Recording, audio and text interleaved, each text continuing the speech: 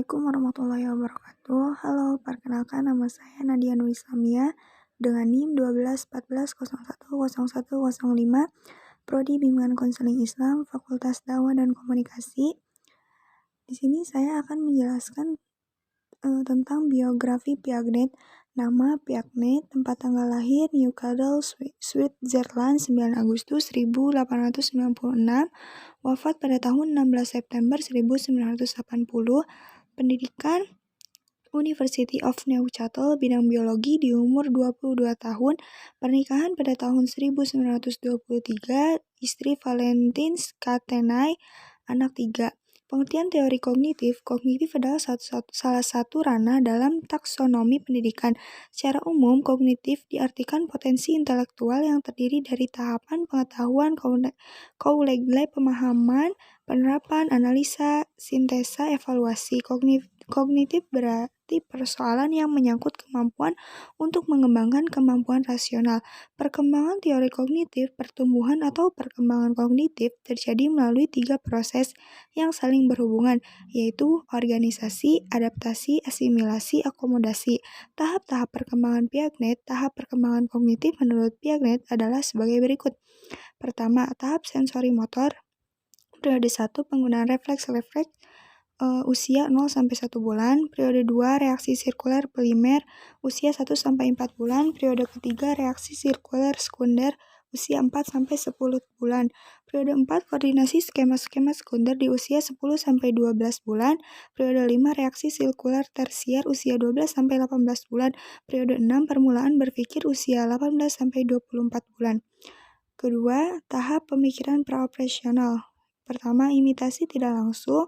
Kedua, permainan simbolis, menggambar, gambaran mental, bahasa ucapan. Ketiga, ada tahap operasi berpikir konkret. Pengurutan, klarifikasi, decentering, reversibility, konservasi, penghilangan sifat egosentrisme.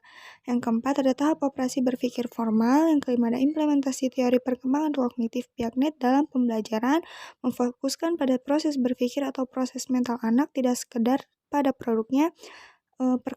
Pengenalan dan pengakuan atas peranan anak-anak yang penting sekali dalam inisiatif diri, dalam keterlibatan aktif dalam kegiatan pembelajaran, tidak menekankan pada praktek-praktek yang diarahkan untuk menjadi anak-anak seperti orang dewasa dalam pemikirannya, penerimaan terhadap perbedaan individu dalam kemajuan perkembangan.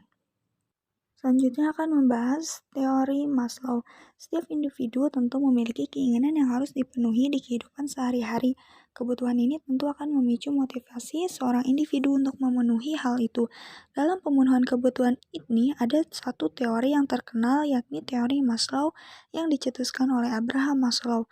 Lantas, siapa sosok Abraham Maslow ini dan apa pengertian teori Maslow? Yuk simak penjelasannya di bawah ini. Mengenal sosok Abraham Maslow. Abraham Maslow adalah seorang pionir di bidang psikologi yang mencetuskan teori hierarki kebutuhan. Abraham Harold Maslow lahir di Brooklyn, New York, Amerika Serikat pada 1 April 1908. Ia merupakan sosok yang dibesarkan oleh keluarga Yahudi Rusia. Meski dibesarkan oleh keluarga Yahudi, tetapi pada saat masih kecil, Maslow tinggal di lingkungan non-Yahudi. Maslow kemudian meniti pendidikan di kampung halamannya di Brooklyn, tepatnya di Brooklyn. Ia lulus dengan gelar psikologi ketika itu. Setelah itu, Maslow kemudian menjadi profesor di berbagai universitas seperti Alliance International University, Brooklyn College, New School for Social Research, Brandeis University, dan Columbia University. Selama hidupnya, Maslow bertujuan untuk mengembangkan kualitas dari seorang individu agar menjadi individu yang selalu positif. Maslow menghembuskan nafas terakhirnya pada usia 62 tahun, tepatnya pada tanggal 8 Juni 1970. Ia meninggal karena serangan jantung di California, Amerika Selatan. Namun, meskipun telah tiada, Maslow mewariskan teori yang disebut sebagai teori hierarki kebutuhan. Selain itu, Maslow juga dikenal sebagai pencetus humanistik psikologis. Pengertian dari teori hierarki kebutuhan Maslow. Sebelum mengetahui definisi dan teori hierarki kebutuhan dari Maslow ini, mari kita jabarkan lebih dahulu apa itu hierarki. Hierarki ini adalah suatu tingkatan atau susunan. Maslow menjelaskan bahwa manusia harus memenuhi kebutuhannya yang paling rendah terlebih dahulu sebelum naik ke tingkat yang lebih tinggi, sampai ia bisa mengaktualisasikan dirinya. Dengan kata lain, manusia tidak akan bisa mencapai kebutuhan yang paling tinggi tanpa menyelesaikan kebutuhan yang paling rendah. Misalnya adalah kebutuhan sandang dan pangan. Jadi, pada dasarnya manusia akan memenuhi dulu kebutuhan makanan dan pakaiannya untuk hidup sebelum naik ke tingkatan kebutuhan yang lebih tinggi, misalnya kebutuhan keamanan, kesehatan, dan sebagainya. Intinya, manusia normalnya lebih mementingkan kebutuhan primernya lebih dulu sebelum bisa memenuhi kebutuhan tersiernya. Teori tersebutlah yang bisa menjawab mengapa sebagian masyarakat tetap memaksakan bekerja di tengah pandemi COVID-19 yang sempat merebak besar di seluruh dunia.